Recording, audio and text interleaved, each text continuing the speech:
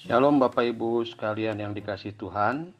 Bersama ini BPH ingin menyampaikan protokol kesehatan beribadah di gereja yang telah disiapkan oleh Persekutuan Dokter GBI.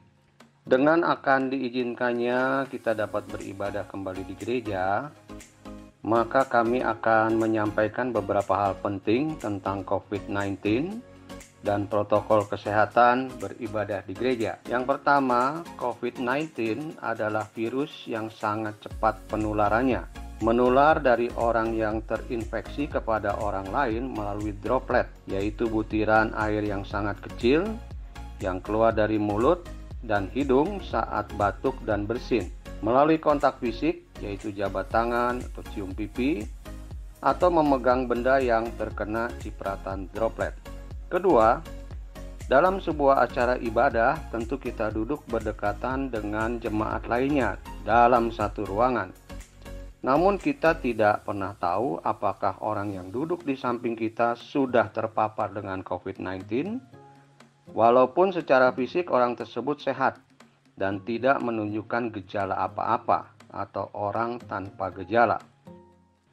Ketiga, COVID-19 akan tetap ada seperti virus-virus lainnya, dan sampai saat ini belum ditemukan vaksin untuk COVID-19.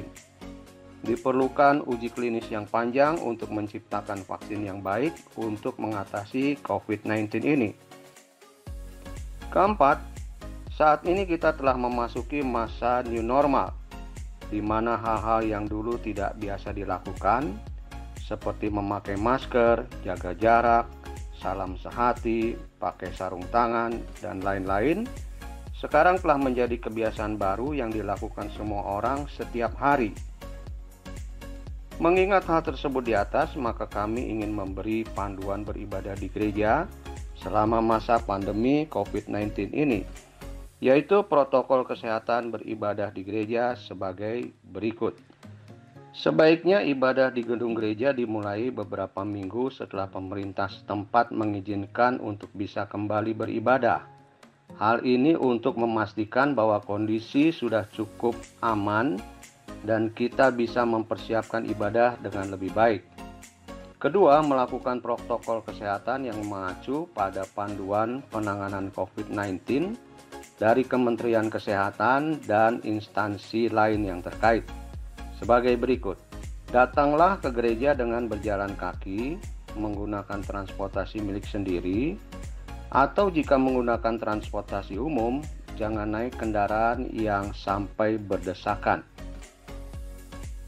Jemaat lansia di atas 60 tahun, anak-anak di bawah 12 tahun, dan orang dengan komorbid, yaitu pengidap penyakit lain seperti penyakit paru, hipertensi, gagal ginjal, jantung, diabetes, autoimun, batuk, pilek, harap tetap beribadah dari rumah.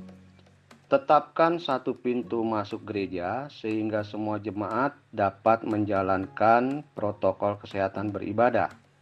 Setiba di gereja, cucilah tangan dengan sabun di bawah air yang mengalir selama 20 detik.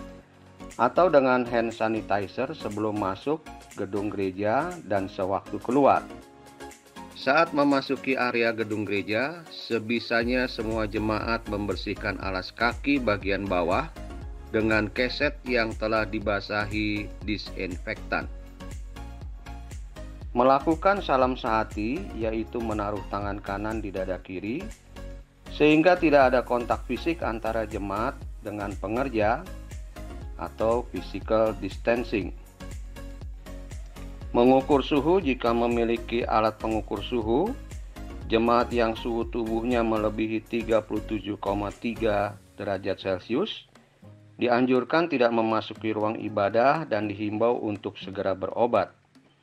Bila tidak memiliki alat pengukur suhu, maka jemaat yang merasa kurang sehat sebaiknya istirahat di rumah dan dihimbau untuk segera berobat. Mengatur duduk jemaat agar tidak terlalu dekat. Berilah jarak antar kursi minimal 1,2 meter, yaitu kiri, kanan, depan, dan belakang.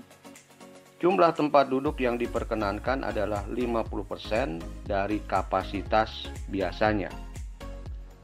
Semua jemaat dan pelayan tetap menggunakan masker selama ibadah berlangsung, termasuk saat menyanyi dan mendengarkan khotbah. Mikrofon diadakan tersendiri untuk tiap pelayan, yaitu worship leader, singer, dan pengkhotbah, dengan sarung penutupnya. Setelah ibadah, sarung mikrofon harus dibuang dan mikrofon dibersihkan dengan disinfektan. Lamanya waktu beribadah diusahakan tidak lebih dari 1 jam. Misalnya pujian 15-20 menit, firman Tuhan 20-30 menit, pengumuman gereja 10 menit, paduan suara dan vokal grup untuk sementara waktu sebaiknya ditiadakan dulu. Persembahan sebaiknya tidak menggunakan kantong kolekte yang diedarkan, tetapi bisa dicari cara lain di mana jemaat tidak harus menyentuh kantong kolekte. Misalnya dengan menaruh kotak persembahan di pintu gereja, dan jemaat bisa memasukkan amplop persembahan yang telah dipersiapkan dari rumah.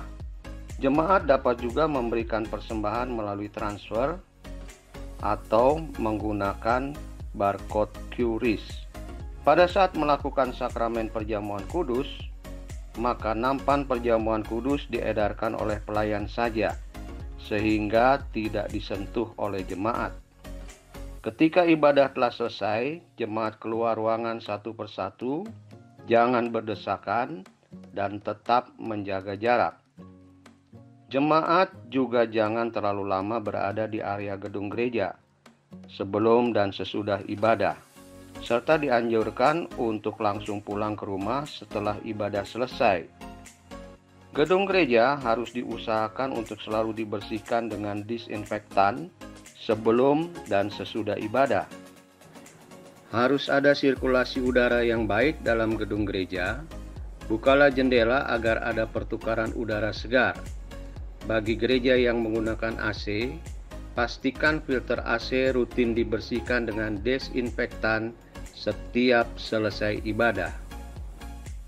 Demikian panduan ini kami sampaikan untuk menjaga kesehatan dan keselamatan jemaat kita dari pandemi COVID-19 pada saat kita mulai kembali ibadah di gereja. Harap juga selalu memperhatikan informasi dan petunjuk resmi terkini dari pemerintah mengenai pandemi COVID-19 ini. Terima kasih untuk perhatian Bapak Ibu sekalian. Tuhan Yesus memberkati.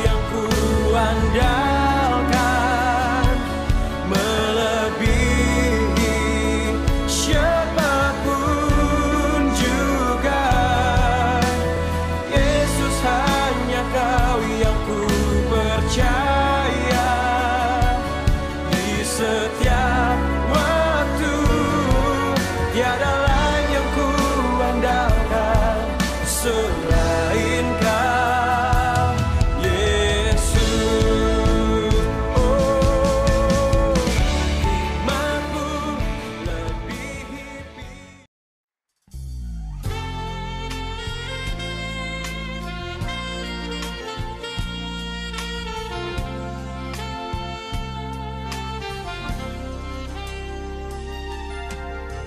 Lapangkanlah tempat kemahmu, bentangkan tenda kediamanmu. Jangan menghemat, panjangkan talinya dan pancangkan kokoh patukmu. Lapangkanlah tempat kemahmu, bentangkan tenda kediamanmu. Jangan menghemat, panjangkan talinya dan pancangkan kokoh patukmu. Sebab engkau kan mengembang ke kanan ke kiri, keturunanmu kan memperoleh bangsa-bangsa dan mendiami kota-kota sunyi. Siapkanlah dirimu, sebab engkau kan mengembang ke kanan ke kiri, keturunanmu kan memperoleh bangsa-bangsa dan mendiami kota-kota sunyi. Siapkanlah dirimu.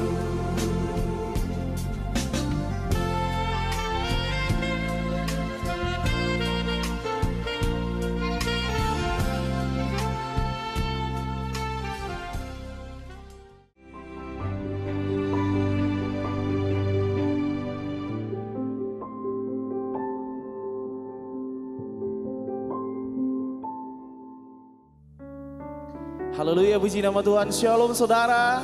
Saya sangat yakin dan percaya bahwa setiap kita ada dalam kondisi yang sehat, sukacita dan damai sejahtera melimpah bagi setiap kita. Sekalipun kita ada dalam situasi yang sulit di masa-masa pandemi ini, tapi kita sama-sama percaya bahwa Tuhan Allah ada bersama dengan kita, tak akan pernah meninggalkan kita. Dan biarlah lewat situasi ini, iman percaya, sukacita kita, bahkan cinta kita kepada Tuhan akan bertumbuh lebih besar lagi. Mari berikan tepuk tangan kemuliaan bagi Dia. Haleluya.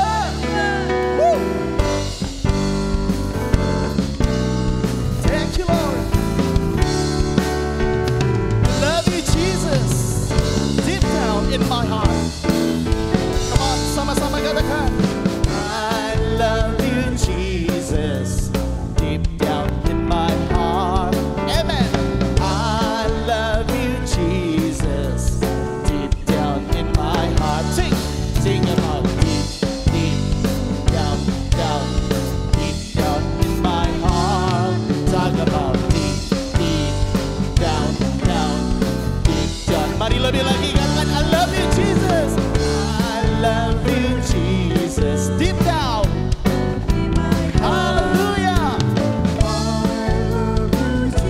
Woo. Come on. Sing about deep, deep down, down, deep down in my heart. Talk about deep, deep. Mari dalam bahasa Jawa saudaraku, mari katakan, aku tresno Yesus, aku tresno Yesus. Jero, ada sukacita pagi hari ini. Mari bersama-sama katakan, tresnoku jer roh banget, tresnoku jer roh. Mari lebih lagi, mari saudaraku katakan, I love you Jesus, I love you Jesus, deep down in my heart. Amen. I love you Jesus, deep down in my heart. Think about deep, deep down, down, deep down in my heart. Talk about deep, deep down, down, deep down in my heart. Deep down in my heart. Amen. Deep down in my heart. Haleluya. Biar sukacita melimpah di setiap hidup kita hari ini. Haleluya. Ada sukacita di rumah-rumah. Ada pujian dan sorak-sorai di rumah-rumah pagi hari ini. Haleluya. Sepanjang hari ini Tuhan boleh memberkati setiap kita. Amin. Mari bersama-sama saudaraku katakan hari ini. Hari ini hari yang telah dijadikan Tuhan. Amin. Mari kita bersuka. Katakan hari ini. Hari ini hari yang telah dijadikan Tuhan. Mari kita bersuka. Mari bersama katakan di dalam Tuhan bersuka. Bersuka di dalam Tuhan. Mari katakan bersuka. Bersuka. Amin. Bersuka dalam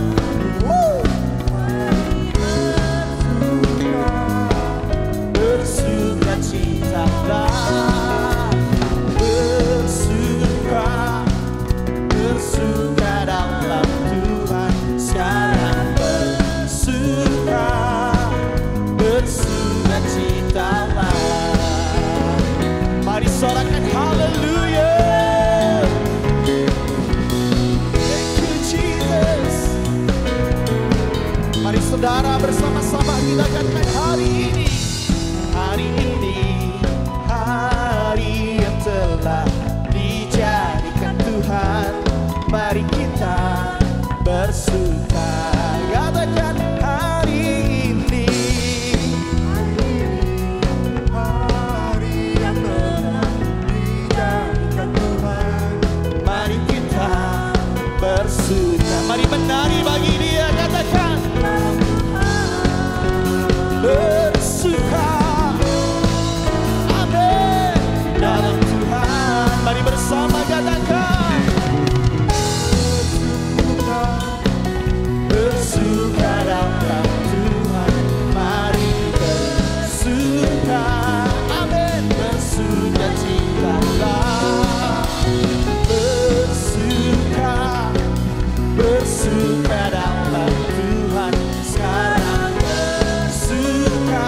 Mari sambil bertepuk tangan saudaraku. Mari saudara katakan bersuka. Bersuka. Amin. Bersuka dalam Tuhan. Mari bersuka. Ada sukacita di rumah-rumah sepanjang hari ini. Ada berkat Allah tercurah sepanjang hari ini.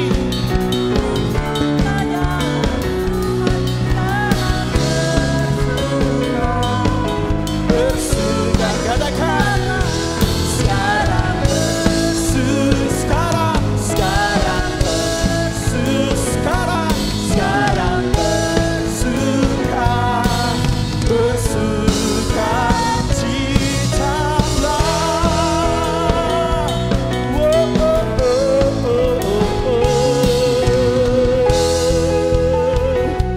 Haleluya, haleluya.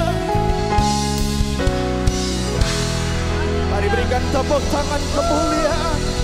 Biar sukacita dilimpahkan sepanjang hari ini di setiap rumah-rumah. Haleluya. Haleluya, haleluya. Kami bersyukur Tuhan. Kami sungguh hati kami bersyukur bila hari ini kami boleh ada sebagaimana kami ada. Kami boleh melihat kasih setia Tuhan. Kami boleh merasakan kebaikan Tuhan di dalam hidup kami. Kami tinggikan Engkau. Kami agungkan Engkau. Sebab Engkaulah segalanya di dalam hidup kami.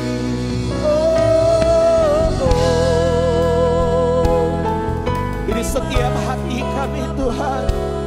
Ini setiap rindu kami hari ini Tuhan.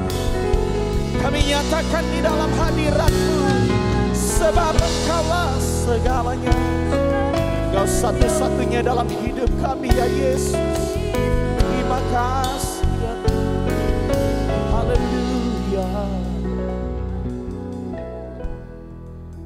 Pujilah Engkau Tuhan. Sungguh hati kami limpah dengan syukur. Sungguh hati kami mengasihi dan mencintai Engkau ya Aba. Ku cinta Kau Yesus Tuhan. Kau kekasih jiwaku. Amin. Perlu Kau Yesus Tuhan.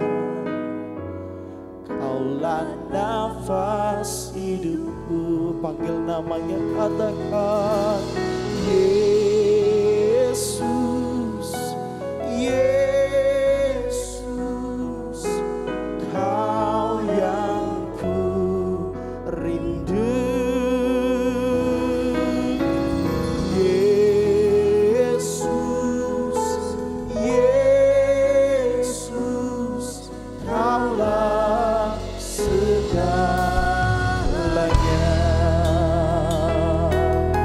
Lebih lagi nyatakan rindumu, katakan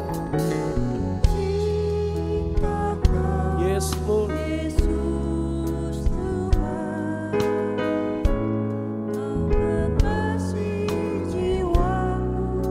Kami perlu Engkau, sebab Engkaulah nafas hidup kami ya Tuhan. Terima kasih. Mari panggil namanya, katakan Yesus, Yesus. Kau yang ku rindu. Yesus, Yesus. Kaulah. Mari lebih lagi panggil Dia.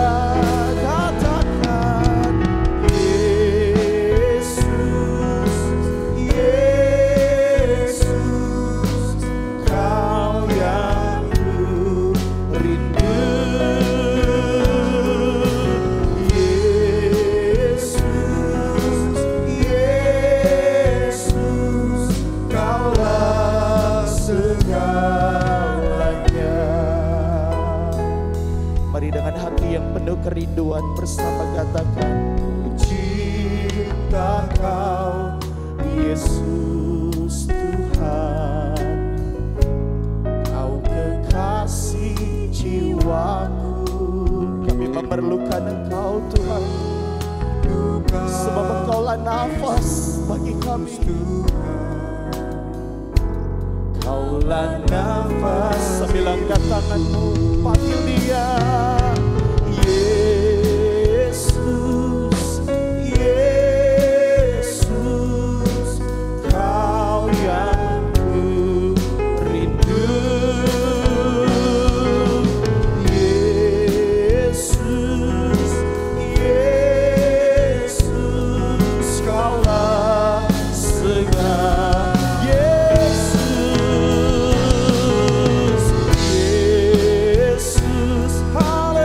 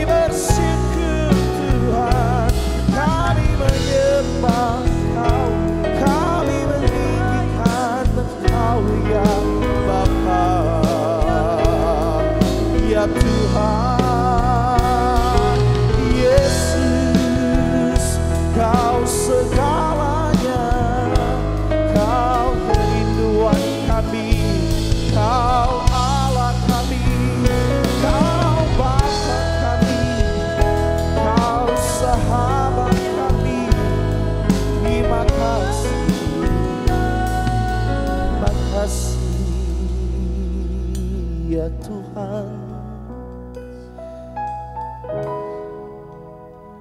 Hati kami limpah dengan syukur, sebab kami punya Bapa yang baik. Sebab kami punya Bapa yang ajaib, yang tak pernah meninggalkan kami. Bahkan di masa-masa sulit di hidup kami boleh tetap berpengharapan kepada Engkau. Bahkan sekalipun kami berjalan dalam lembah kekelaman, namun kami boleh berkata, aku tidak takut bahaya sebab Engkau beserta kami. Gadamu dan tongkatmu itulah yang menghibur kami. Apapun situasi kami hari-hari ini, kami mau tetap menyembah Engkau. Sebab kami mengasihi Engkau. Yes, Jesus, Jesus, You are the one I love. Jesus, Jesus, forever I love You, Lord. Sing Jesus, Jesus, Jesus, You are the one I love. Jesus, Jesus, forever I love. Ini pengakuan setiap kali anak-anakmu. Jesus, You are the one I love. Jesus, Jesus, forever I love. Mari lebih lagi dengan segenap hatimu katakan, Jesus, Jesus, You are the one I love. Jesus, Jesus, forever I love You, Lord. Forever I love You, Lord. Forever I love You, Lord.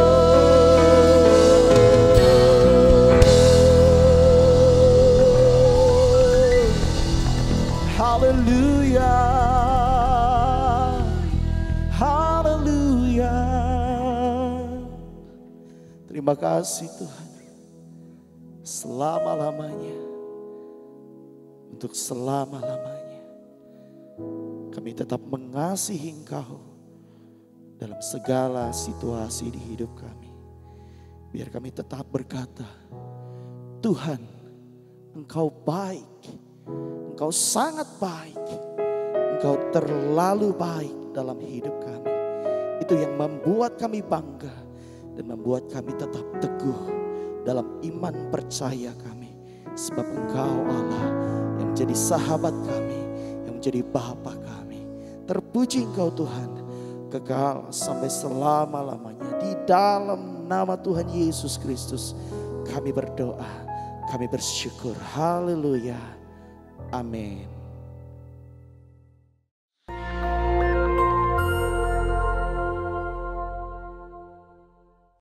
Shalom saudara, tema kali ini kita akan membahas tentang hidup dan cara kematian orang Kristen. Tidak sedikit orang percaya, khususnya para pelayan Tuhan yang setia, berpulang karena serangan wabah COVID-19. Kemudian banyak orang bertanya, apa yang salah? Kenapa? Kok bisa Orang seringkali mengaitkan cara kematian seseorang dengan kehidupannya. Kematian adalah hal yang tidak terhindarkan dari kehidupan semua makhluk hidup di dunia termasuk manusia.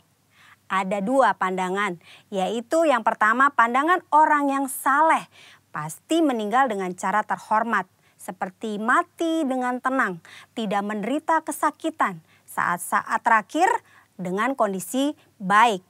Pandangan yang sebaliknya yaitu orang yang berdosa besar. Mereka meninggal dengan cara yang hina, maksudnya matinya menderita, sendirian di saat-saat terakhir dan mengenaskan meninggal karena kecelakaan atau korban kriminal. Benarkah kedua pandangan tersebut? Tentu saja pandangan tersebut salah. Alkitab mencatat Tuhan Yesus sendiri diperhadapkan dengan pertanyaan dan situasi yang mirip. Dalam Lukas 13 ayat 1 sampai dengan 5 terjadi peristiwa matinya peziarah di Yerusalem yang dibunuh oleh Pilatus. Dan darahnya dicampur dengan korban darah yang akan dipersembahkan. Peristiwa yang kedua adalah orang-orang Galilea mati tertimpa menara dekat Siloam. Dua peristiwa ini membuat orang-orang bertanya, dosa besar apa yang telah dilakukan oleh kedua kelompok ini? Hingga mereka meninggal dengan cara yang mengenaskan.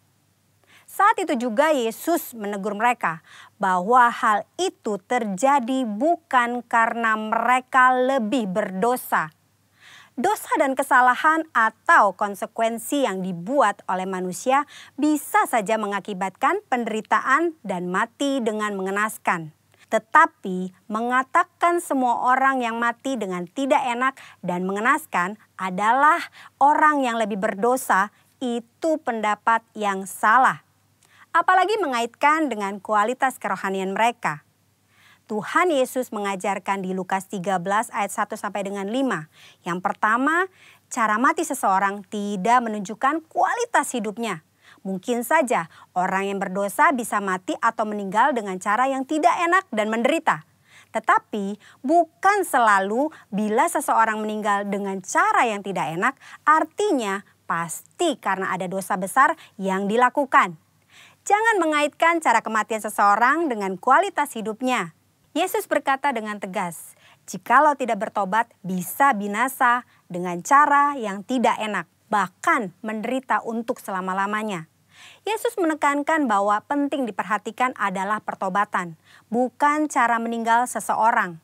Yang kedua, kualitas hidup seseorang akan berkonsekuensi pada kekekalan.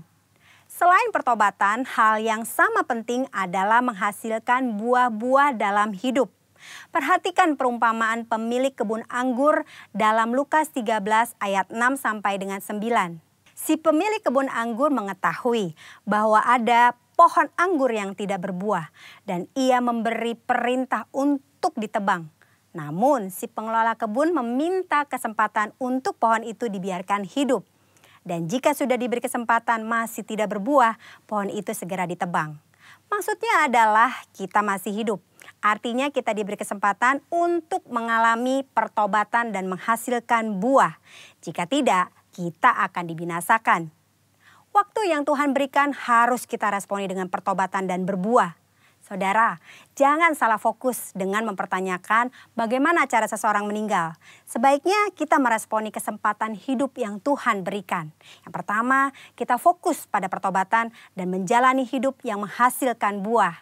Agar kita tidak mengalami hukuman dan penderitaan kekal. Yang kedua, tidak ada hubungan langsung antara cara seseorang mati dengan kerohanian yang dijalani selama hidupnya. Yang ketiga, cara orang percaya mati adalah kedaulatan Tuhan yang tidak dapat diselami oleh manusia. Tetaplah percaya dan serahkan diri kepada Tuhan. Percayalah, tidak ada keputusan Tuhan yang salah. Saudara, kita tidak boleh menilai bahkan menghakimi seseorang melalui cara kematiannya. Sebagai contoh, memperkatakan, sudah rajin beribadah, berpuasa, berbahasa roh, kok bisa mati karena COVID-19? Hal itu tidak ada hubungannya, lagi sangat tidak pantas untuk diucapkan karena tidak menghormati dan tidak sensitif terhadap perasaan keluarga yang ditinggalkan. Mari saudara, kita fokus kepada pertobatan dan menghasilkan buah-buah yang baik selama kita masih punya kesempatan. Tuhan Yesus memberkati.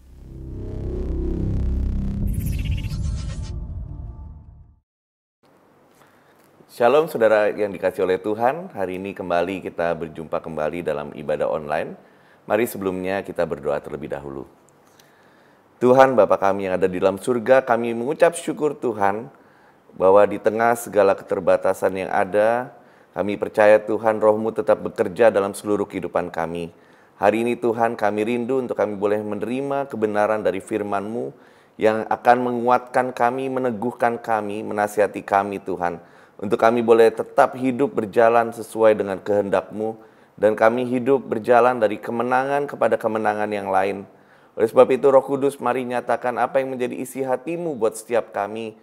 Buat kami mengerti Tuhan, apa yang menjadi kehendak-Mu dalam kehidupan kami. Dan kami berdoa biar firman-Mu hari ini Tuhan, boleh sungguh-sungguh menguatkan kehidupan kami Tuhan. Untuk kami boleh berjalan sesuai dengan kehendak-Mu. Terima kasih Tuhan. Sekali lagi nyatakan apa yang menjadi isi hati-Mu, urapi hamba-Mu, urapi setiap kami. Terpujilah nama-Mu hanya di dalam nama Tuhan Yesus. Haleluya. Amin. Hari ini saudara, saya akan share tentang satu kebenaran firman Tuhan yang hari-hari ini saya renungkan, yaitu harapan di tengah goncangan. Saya percaya sudah sekitar 6 bulan atau 7 bulan terakhir ini, kita sedang mengalami satu virus global yang namanya corona, saudara. Dan itu menghantam seluruh aspek dalam seluruh kehidupan kita, baik dari perekonomian, kesehatan, sosial, semua terkena dampak dari virus corona ini, saudara. Tapi ada hal-hal yang terjadi di dalam kehidupan kita yang memang itu tidak bisa berada di dalam kendali kita. Salah satunya adalah virus corona ini. Begitu ada virus corona ini muncul, kelihatannya segala sesuatu yang tadinya kita bisa pegang, yang bisa kita andalkan, segala sesuatu yang tadinya kelihatan berjalan dengan baik, ternyata begitu virus ini muncul, itu sangat berdampak besar dalam seluruh kehidupan kita. Hari-hari ini banyak orang mulai kehilangan pengharapan. Hari-hari ini orang banyak mengalami ketakutan tentang apa yang terjadi dalam kehidupannya. Keterpurukan dalam masalah ekonomi, keterpurukan dalam sakit penyakit, semua menimpa banyak orang, saudara. Nah, hari ini saya mau share tentang sebuah kebenaran firman Tuhan, bahwa saya percaya di tengah setiap masalah yang ada dalam kehidupan kita, ada pengharapan yang kokoh kepada Tuhan kita. Nah, mari coba kita selidiki sebentar tentang kata pengharapan ini. Saudara, ternyata pengharapan itu memegang peranan yang sangat penting di dalam kehidupan kita. Setiap manusia itu mempunyai harapan, saudara. Ya. Setiap orang mempunyai harapan, entah harapan atas keluarganya, harapan atas masa depannya, harapan hidupnya akan jauh lebih baik, harapan virus corona ini juga segera selesai. Setiap manusia memiliki pengharapan. Dan apa yang terjadi pada waktu manusia itu nggak mempunyai pengharapan, ternyata dampaknya begitu besar, saudara. Begitu manusia tidak mempunyai pengharapan atau kehilangan pengharapan, maka sebetulnya manusia tanpa harapan itu adalah manusia yang sebetulnya mati di dalam kehidupannya, saudara. Orang yang tanpa pengharapan inilah yang kalau kita dengar akhirnya mengakhiri kehidupannya. Banyak orang bunuh diri, entah alasannya apapun, ya, entah karena merasa dia tidak bisa berguna lagi dalam kehidupan, entah karena dia nggak punya uang, entah karena dia diputus cintanya. Semua alasan bunuh diri adalah ini, saudara, bahwa orang itu sudah kehilangan harapan akan kehidupannya. Jadi kalau kita mulai mengerti bahwa betapa besarnya dampak dari pengharapan atas hidup kita, bahwa ternyata orang yang kehilangan pengharapan itu akan membuat orang itu sebetulnya sudah mengalami kematian dalam kehidupannya, maka mari kita coba sama-sama belajar apa dasar dari pengharapan dan bagaimana kekuatan pengharapan itu bisa membuat kita melewati setiap masalah demi masalah yang kita hadapi hari-hari ini. Menurut Kamus Besar Bahasa Indonesia, kata harapan itu berarti bentuk dasar dari kepercayaan akan sesuatu yang diinginkan, akan didapatkan, atau suatu kejadian yang berbuah kebaikan di waktu yang akan datang. Jadi harapan adalah kepercayaan atas semua yang diinginkan akan didapatkan, atau juga kepercayaan atas suatu kejadian akan terjadi berbuah kebaikan di waktu yang akan datang. Bukankah firman Tuhan di Yeremia pasal yang ke-29 ayat 11 berkata bahwa Tuhan itu akan memberikan masa depan yang penuh dengan harapan. Jadi kalau kita mengandalkan harapan kita di dalam Tuhan, ada masa depan yang luar biasa, masa depan yang gilang gemilang. Nah, ada 3 jenis harapan di dalam Alkitab yang kita bisa pelajari, saudara. Yang pertama adalah orang yang tidak punya harapan. No hope. Nggak punya harapan. Orang-orang yang nggak punya harapan adalah di Efesus pasal yang kedua ayat 11-12 berkata bahwa orang yang nggak punya harapan itu adalah orang yang berada di luar Tuhan. Jadi sudah jelas bahwa orang yang di luar Tuhan, orang tersebut tidak punya pengharapan. Ya, sudah tidak punya harapan dalam kehidupannya. Tapi ada bentuk yang kedua yang mungkin kita seringkali sadari, tapi kita gagal untuk kita benar-benar meresapi bahwa apakah ini harapan yang benar, yaitu harapan yang semu, saudara. Apa bentuk harapan yang semu? Harapan yang semu itu pada waktu kita menaruh pengharapan kita kepada orang, kepada materi, kepada hal-hal yang di luar Tuhan. Mungkin kelihatannya orang tersebut masih berharap kepada Tuhan, tetapi ternyata kenyataannya orang tersebut itu berharap pada hal-hal yang lain. Jadi orang yang punya pengharapan yang semu atau pengharapan palsu ini bukan berarti orang ini, belum tentu orang ini ada di luar Tuhan. Bisa jadi orang ini ada di dalam Tuhan, tapi dia menaruh pengharapannya di hal-hal yang lain, saudara. Mari coba kita baca sebentar di dalam Yeremia pasal yang ke-17, ayat yang ke-5 sampai ayat yang ke-8. Demikian firman Tuhan. Beginilah firman Tuhan, terkutuklah orang yang mengandalkan manusia, yang mengandalkan kekuatannya sendiri, dan yang hatinya menjauh daripada Tuhan. Ia akan seperti semak bulus di padang belantara. Ia tidak akan mengalami datangnya keadaan baik. Ia akan tinggal di tanah angus, di padang gurun, di negeri padang asin yang tidak berpenduduk. Saudara, di dalam Yeremia pasal yang ke-17 ayat 5 dan 6, tadi dikatakan bahwa ada 3 jenis harapan yang seringkali kita taruh. Yaitu yang pertama adalah orang yang mengandalkan manusia. Orang yang berharap hanya kepada manusia. Kalau ada masalah datang, dia berpikir bahwa, oh teman saya bisa menolong saya. Keluarga saya bisa menolong saya. Atau saudara-saudara saya bisa menolong saya. Pimpinan saya bisa menolong saya.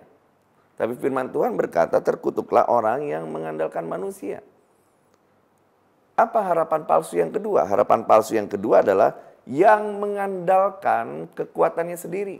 Kita menaruh harapan pada kekuatannya sendiri, pada kemampuan kita sendiri, pada kepintaran kita, pada kemampuan kita, pada kekuatan kita, dan akhirnya kita akan menyadari bahwa waktu kita mengandalkan kekuatan sendiri, ternyata kita tidak sekuat yang kita bayangkan. Nah, harapan yang semu yang ketiga adalah dikatakan di dalam firman Tuhan adalah yang hatinya menjauh daripada Tuhan. Jadi di sini jelas bahwa orang ini sebetulnya pernah ada di dekat dengan Tuhan, berada di dalam Tuhan. Tapi kemudian begitu masalah datang dalam kehidupannya, harapannya mulai hilang, dan dikatakan hatinya menjauh daripada Tuhan. Ya. Apa yang kita alami hari-hari ini, saudara? Waktu masalah datang dalam kehidupan kita, waktu virus global itu datang dalam kehidupan kita, coba kita mulai renungkan baik-baik, apakah kita masih tetap berpegang, berharap kepada Tuhan? Atau jangan-jangan kita mulai berharap pada manusia, berharap pada kekuatan sendiri, dan kemudian akhirnya kita jadi menjauh dengan Tuhan. Kita merasa Tuhan tidak bisa kita harapkan. Kita kecewa sama Tuhan atas setiap masalah yang menimpa seluruh kehidupan kita. Kita menjadi kecil hati, kita menjadi takut, dan tanpa sadar kita kemudian menjauh daripada Tuhan. Nah, kabar gembiranya saudara, mari kita baca bahwa ada pengharapan yang kuat di dalam Tuhan, saudara.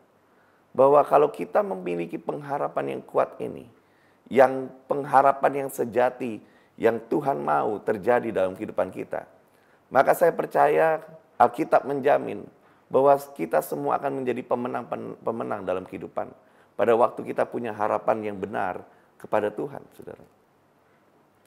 Ada banyak orang berkata, bedanya iman dan pengharapan itu seperti apa? Ya.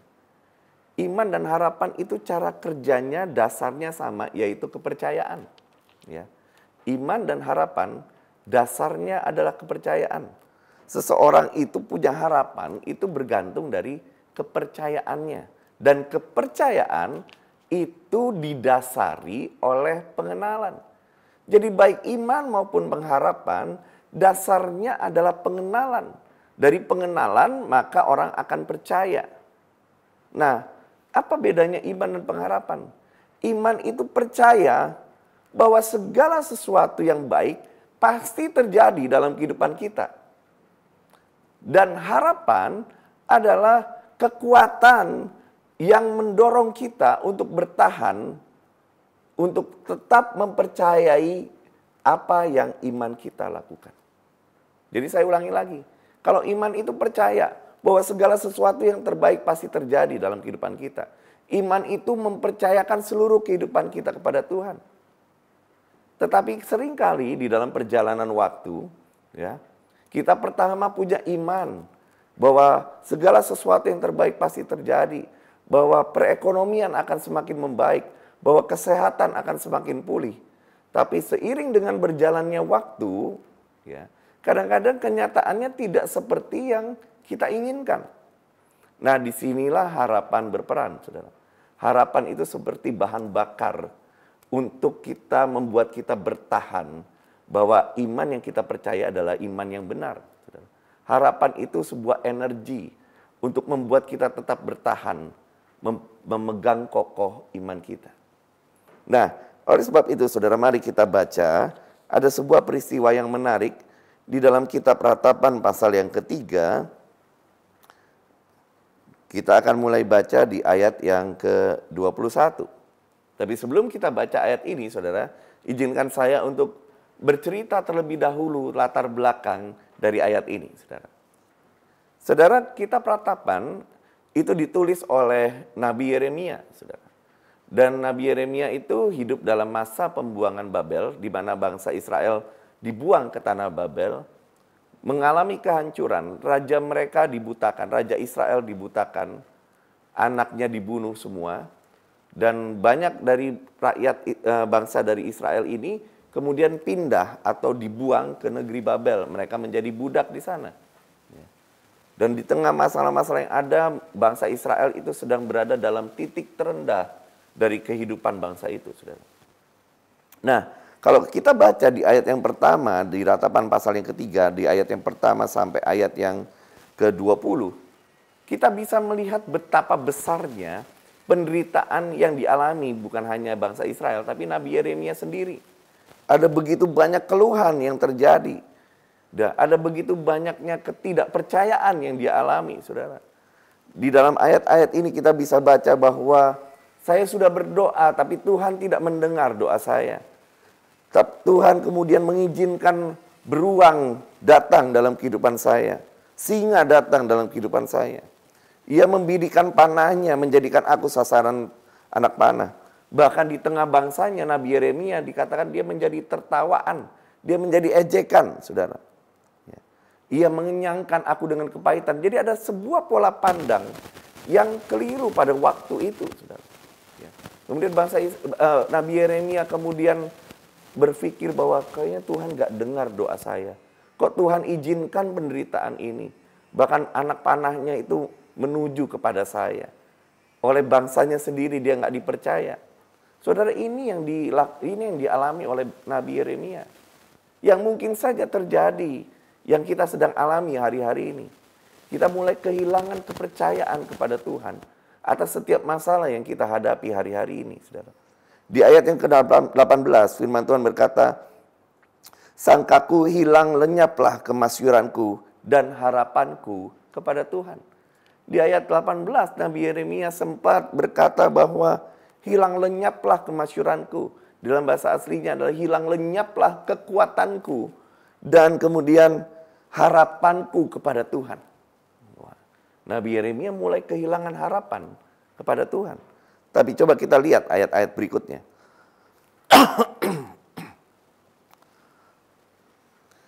Di ayat 19, ingatlah akan sengsaraku dan pengembaraanku, akan ipu dan racun itu.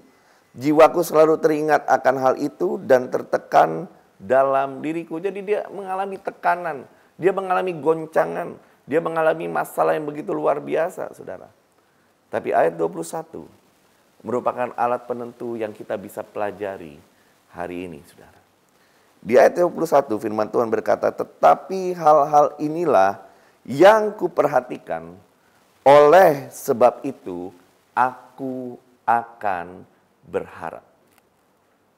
Saudara, ternyata selain dasar dari pengharapan adalah kepercayaan yang didasari oleh pengenalan, saudara. Tapi kita lihat di sini bahwa di ayat 1 sampai ayat 20, Nabi Yeremia terus mengeluh tentang keadaan dirinya. Ya. Tentang masalah yang dia hadapi. Bahkan dia berkata, Tuhan gak dengar doa saya. Ya.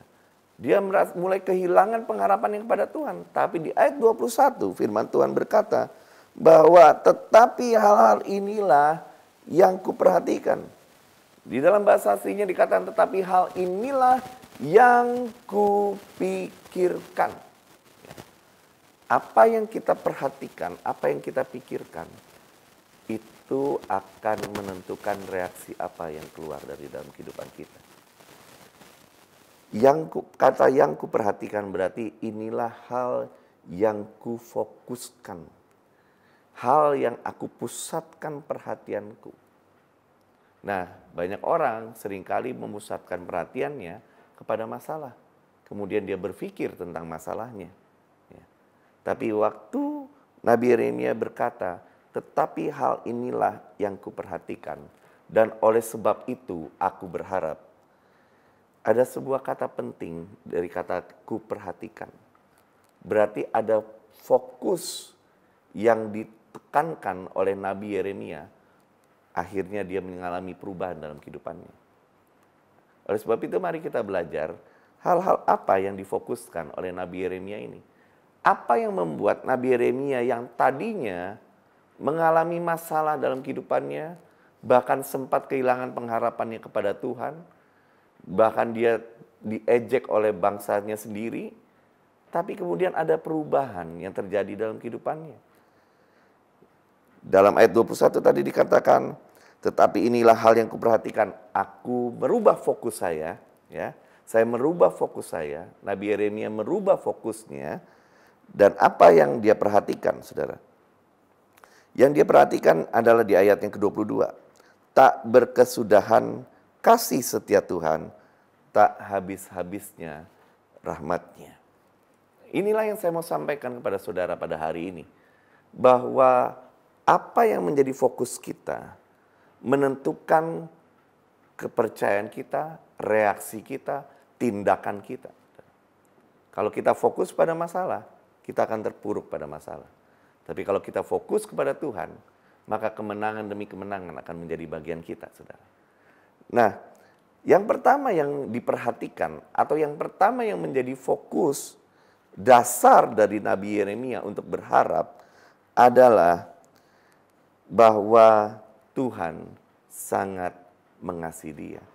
Dikatakan tak berkesudahan kasih setia Tuhan, tak habis-habisnya rahmatnya.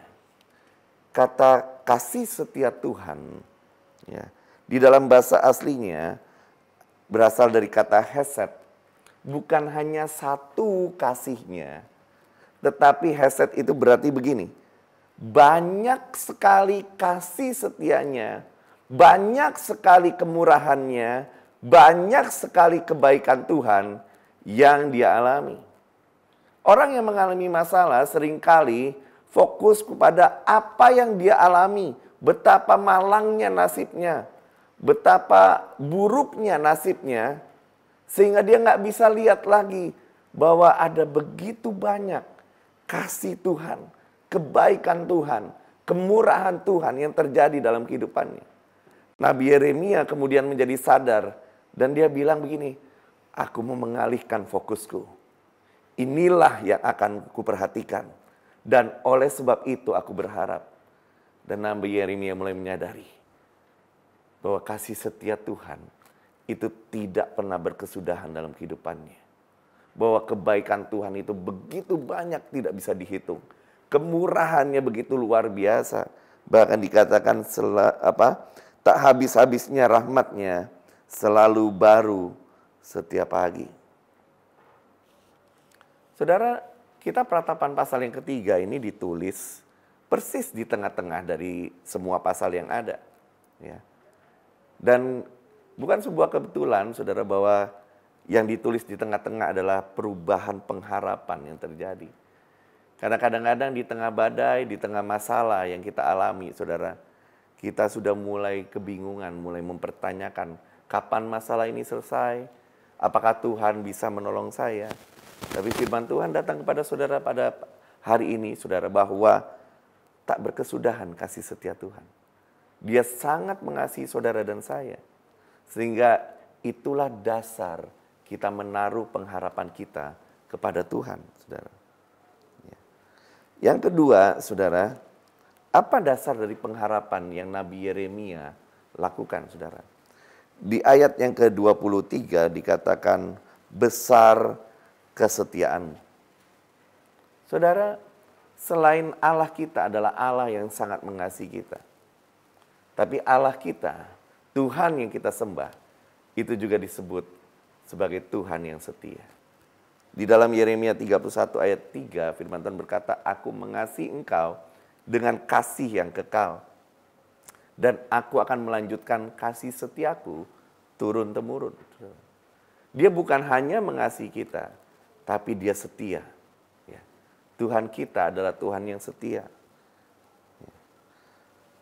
Kadang-kadang, saudara, di dalam kehidupan kita, pada waktu badai datang, pada waktu masalah datang dalam kehidupan kita, mungkin kita sering berpikir bahwa, apakah Tuhan meninggalkan saya?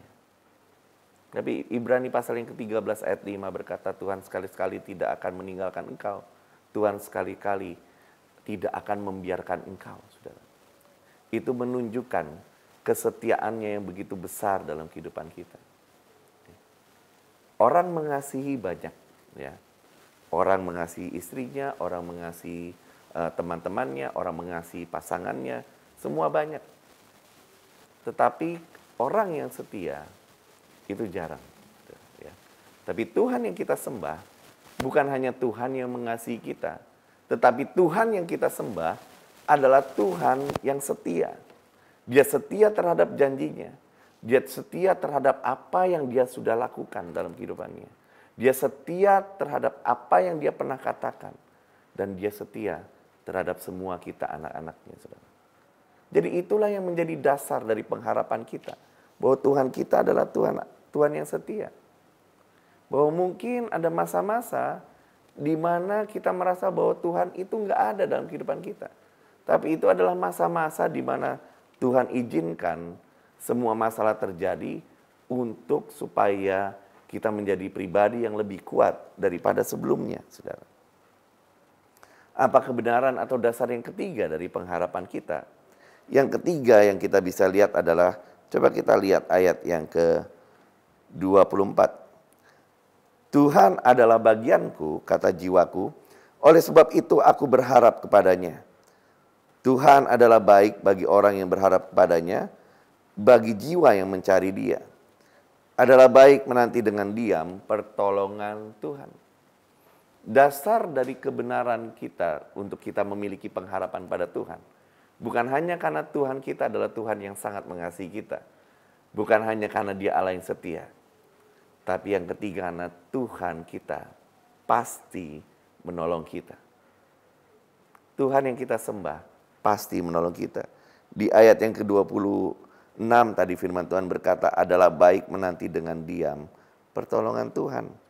Kalau kita lompat di ayat yang ke-31, firman Tuhan berkata, karena tidak untuk selama-lamanya Tuhan mengucilkan, karena walau ia mendatangkan susah, ia juga menyayangi menurut kebesaran kasih setianya. Jadi Tuhan kita yang kita sembah pasti menolong kita. Itu dasar dari pengharapan kita. Dasar dari kita berharap bahwa masa depan itu ada di tangan Tuhan. Dasar dari kita berharap bahwa semua hal yang terjadi dalam kehidupan kita pasti mendatangkan kebaikan bagi orang-orang yang mengasihi Dia. Ada sebuah hal yang menarik saudara di ayat yang ke-24. Ada kata-kata Tuhan adalah bagianku. Ya. The Lord is my portion. Apa artinya Tuhan adalah bagian kita? Saudara, kata-kata ini mengacu kepada sebuah peristiwa di mana waktu bangsa Israel masuk ke dalam tanah Kanaan, di mana mereka kemudian mulai membagi-bagi daerah. Suku Ruben mendapatkan daerah sebelah mana, Yehuda sebelah mana, dan lain-lain, saudara. Nah, ada satu suku dari suku Israel, yaitu suku Lewi, yang tidak mendapatkan bagian tanah apapun. Tapi kemudian dari situ, kemudian Tuhan berkata bahwa Tuhanlah yang menjadi bagianmu. Ya. Jadi bukan dia mendapatkan Bani Lewi, bukan mendapatkan tanah, tapi firman Tuhan berkata bahwa Bani Lewi malah, suku Lewi malah mendapatkan sesuatu yang luar biasa, lebih dari tanah-tanah yang bisa didapatkan. Dan Tuhan sendiri yang berbicara kepada mereka bahwa akulah yang menjadi bagianmu, saudara.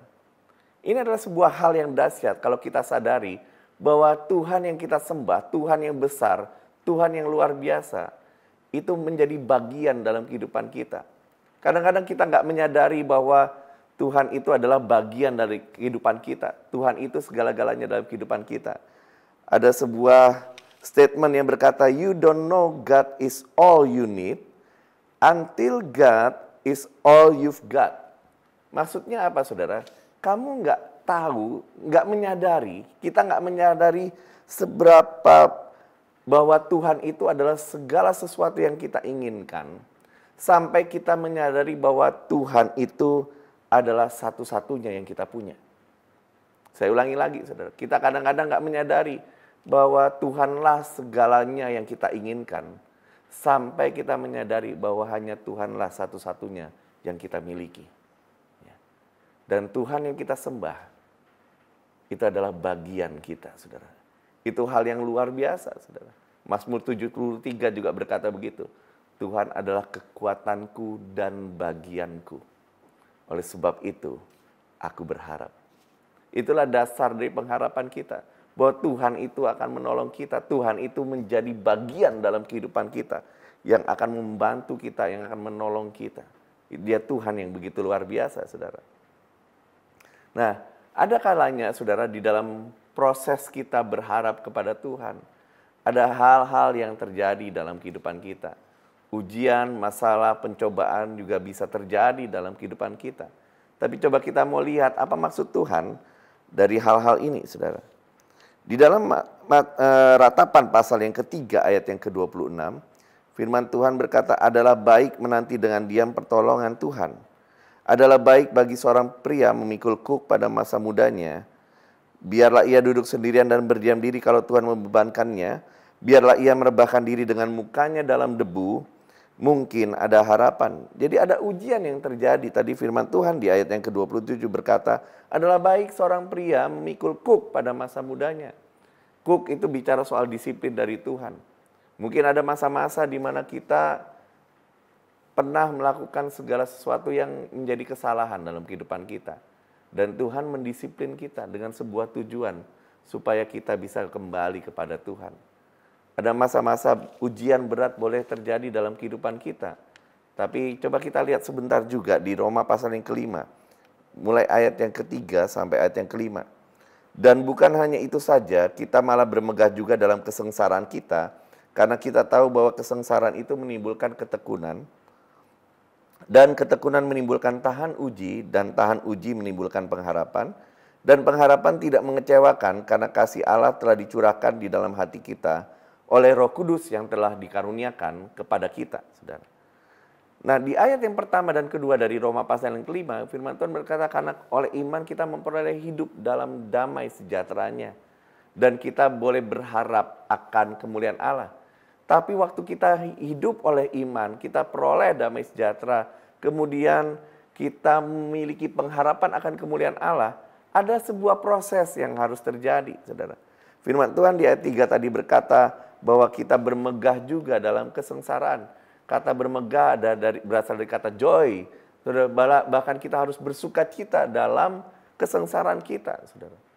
Bagaimana mungkin seseorang yang mengalami penderitaan bisa bersuka cita kalau dia tahu tujuan dari setiap hal yang terjadi dalam kehidupannya? Kita lihat baik-baik, saudara. Yang pertama tadi dikatakan kita bermegah juga dalam kesengsaraan. Kata kesengsaraan berasal dari kata hardship, yaitu berupa tekanan dan masalah. Juga bicara soal ujian. Nah, apa yang terjadi pada waktu ujian masalah datang terjadi dalam kehidupan kita? Ya. Firman Tuhan berkata bahwa ujian itu terjadi akan menimbulkan ketekunan, patience, endurance. Ya. Kita jadi bisa tekun, saudara. Ada begitu banyak orang nggak punya masalah, nggak cari Tuhan. Tapi begitu ada masalah datang, ujian datang, maka orang itu bisa tekun mencari Tuhan. Orang itu akhirnya terlatih untuk memiliki sebuah ketekunan dalam mencari Tuhan. Dan akhirnya dari ketekunan itu menimbulkan tahan uji. Ya. Dari endurance itu menimbulkan tahan uji. Tahan uji itu di dalam terjemahan lain itu proven karakter. Karakter yang teruji, saudara. Ya. Yang tahan uji apanya? Karakternya. Bahwa masalah itu merupakan diizinkan Tuhan terjadi dalam kehidupan kita. Supaya kita benar-benar memiliki ketekunan. Dan dari ketekunan itu kita punya tahan uji. Kekuatan dari sisi karakter. Karakter yang sudah teruji. Karakter kita menjadi karakter yang lebih baik. Dan kemudian dari karakter itu, ya, dari tahan uji itu menimbulkan pengharapan. Ya, pengharapan itu ada dasar yang kuat, saudara. Dilatih sampai pengharapan itu kuat. Dan kabar gembira yang begitu luar biasa adalah begini. Firman Tuhan berkata, dan pengharapan tidak mengecewakan. Saudara dengar baik-baik. Mungkin hari-hari ini ada beberapa di antara kita yang mulai mengubur pengharapannya akan Tuhan. Dan mungkin merasa begini, bahwa aduh masalahku nggak selesai-selesai. Apa yang aku alami sangat buruk. Kelihatannya tidak ada jalan keluar buat masalah saya. Kelihatannya itu tidak mungkin bisa terjadi. Keluargaku tidak mungkin pulih, kesehatanku tidak mungkin pulih, perekonomianku tidak mungkin membaik. Tapi firman Tuhan berkata pengharapan tidak mengecewakan. Karena sekali lagi tadi kita punya dasar pengharapan. Karena kasih Allah telah dicurahkan dalam kehidupan kita, saudara. Jadi apapun yang saudara alami hari-hari ini, tetaplah berharap kepada Tuhan. Karena pengharapanmu tidak akan mengecewakan. Jangan kubur pengharapanmu kepada Tuhan. Dia Allah yang baik, Dia Allah yang mengasihi kita, Dia yang Allah yang setia, dan Dia Allah yang sanggup menolong kita dalam berbagai keadaan tersulit apapun dalam kehidupan kita. Tetap percaya, seperti Daud, saudara, pada waktu dia di dalam kitab Samuel, dia mengalami keterpurukan. Dia kalah perang, istri dan anak-anaknya kena tawan semua, dan bahkan rakyat ingin melempari dia dengan batu. Saya teringat sekali dengan peristiwa ini. Dan kemudian apa yang terjadi? Daud tetap menguatkan kepercayaan kepada Tuhan. Daud tetap berharap kepada Tuhan, sumber pertolongan kita. Kita mungkin mulai tergoda untuk tidak berharap kepada Tuhan, takut kecewa. Ya. Ada banyak orang berhenti berharap karena takut kecewa. Udahlah nanti berharap, nanti pasti kecewa. Tapi firman Tuhan berkata, pengharapanmu tidak akan mengecewakan. Karena kasih Tuhan itu tercurah dalam kehidupan kita. Oleh sebab itu saudara, di akhir perjumpaan kita ini, saya berdoa supaya kita benar-benar tetap memiliki pengharapan yang kokoh akan Tuhan. Dan kita akan lihat bahwa pengharapan yang kita miliki itu tidak akan pernah mengecewakan. Karena janji Tuhan ya dan amin dalam kehidupan kita. Kita akan bisa melewati badai ini bersama-sama dengan Tuhan. Dan tetaplah berharap pada Tuhan. Di dalam Yeremia 17 ayat 7 dan 8, ayat terakhir yang kita mau baca.